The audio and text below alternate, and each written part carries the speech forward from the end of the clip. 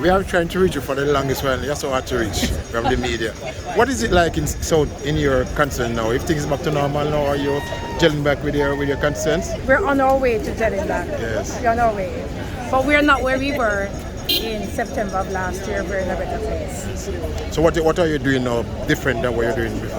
Well, I am more engaged in the community in terms of, the last couple of months has been a lot of meetings with unions relating to the compensation restructure, but we're coming to the tail end of that process.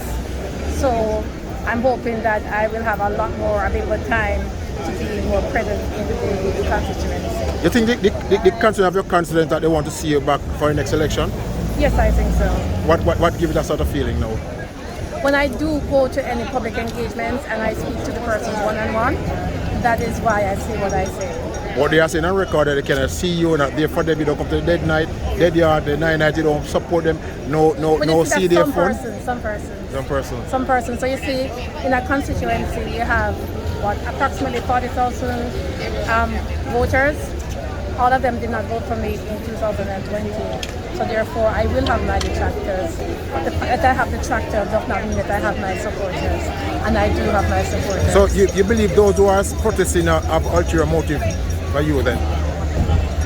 I don't know. I don't know what motivates them.